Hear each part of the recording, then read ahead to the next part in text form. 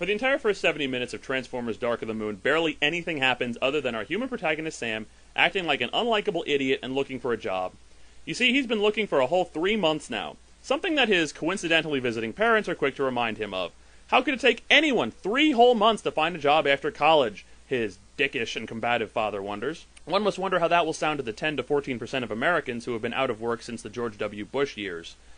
Sam lives with, or more properly off of, his supermodel girlfriend, and cares for a pair of tiny, mutant, mentally enfeebled Transformers named Wheelie and Brains.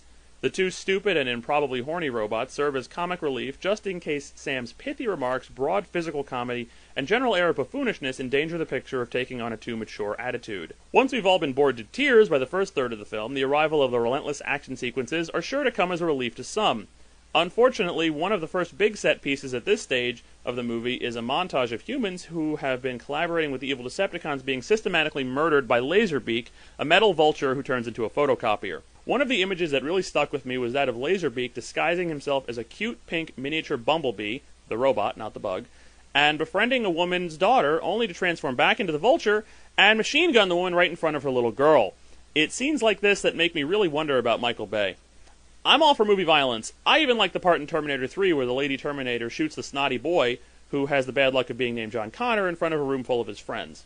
Why? Because that's an R-rated movie. True, the Terminator films are marketed to kids with toys and video games, but that's the sin of the marketing department, not the film itself. The Transformers movies are marketed directly to children because they are made for children, in spite of how many adult fans they may have. I can't help but fight the feeling that for Michael Bay this is all some sort of weird vicarious child molestation for him, and that he can trick an entire country of parents into taking their kids to see him expose himself on screen and pay him for the privilege. One of the Decepticon collaborators killed by Laserbeak is a hyperactive Asian man whose chief means of expression seems to be sexual assault. This is directed mostly at Sam, but he does find time to jam his crotch against a woman while she waits to use the non-Laserbeak copy machine. Deep Wang, as he calls himself for some reason, gets thrown out of a window, something that is treated as the height of hilarity and immediately forgotten about. Although one coworker does find time to mock the mess that his body has made on the sidewalk while another takes a picture. Yep, the character that is the delivery system for the anti-gay jokes is brutally murdered at the punchline of the scene. It's a Michael Bay film, alright. Now all we need is a cowardly fat black man to have a panic attack at a critical moment. That happens later? Oh, great. Human life finds its lowest value in this film, the third in a series that at times seems like it's going for the record in killing innocent bystanders. As a side effect of getting older, I started looking less and less at the characters in movie action scenes and more at the people in the cars being crushed, burned, and exploded. That guy's just going to work, I think. That's a whole lot more likely to be me than the guy riding on the robot. I really hate to sound like this, but I just can't think of many movies where I'm called upon to care less about the human race as a group. The goals of the Autobots, Decepticons, the human military, they all seem extremely short-sighted and banal. Optimus Prime himself, a supposed paragon of decency and honor, spends more time zestfully killing people than making bloodthirsty assertions about who he's going to kill next, than doing any actual leading or, heaven forbid, saving people. His big, brilliant plan in the final third of the movie is to play dead. This prompts the Decepticons to begin the final stage of their plan, a thought-out plan that actually has a plan to it, with the slaughtering of the entire population of Chicago. And does anyone hold Prime responsible for this? Of course not. They're all just glad that he's alive. Too bad, so sad for the millions of humans that aren't. Do you feel like doing your job now, Prime? In a minute? Sure, take all the time you need, buddy. The Chicago sequence is supposed to be exciting, but it has all the fun and excitement of watching a guy get wailed on by another group of guys with baseball bats. This is the level of sadism that really freaks me out when I consider that children are watching this. It's not the depersonalized populations of Godzilla films we're seeing here. We're watching them all murdered, a lot of people on screen, bam, dead.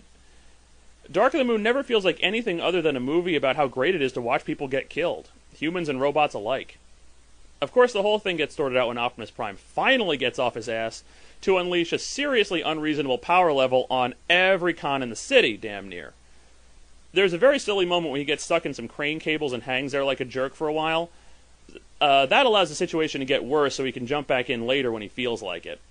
Until he finally gets down to business and kills everyone just like he should have done in the first place instead of hiding out for half the movie and acting like a generally disagreeable jerk. If I condemn these movies for just being bad, then that would obviously be a somewhat shaky argument. Big summer movies are not, by design, good. They're big, fun pieces of crap. But the Transformers franchise has a sadistic anger to it that is just not okay to expose children to or anyone else who actually gives a damn.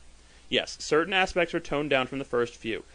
Skids and Mudflap have been removed, although their antics can be enjoyed by those who like that sort of thing in the novel and comic book adaptations. But the sadistic, xenophobic, and now slightly homophobic and woman-hating, of course, core is still there. As a small child, I had a friend who would make me watch the killing scenes in RoboCop over and over and over again while he laughed hysterically. Now, as an adult, RoboCop is one of my favorite films, now that I can appreciate it. But back then, all I saw were people dying horrible deaths, and my 8-year-old friend busting a gut laughing and punching me in the arm for not thinking it was as funny as he did. I think he would get along very well with Michael Bay, and I'm sure he's a big fan of these movies.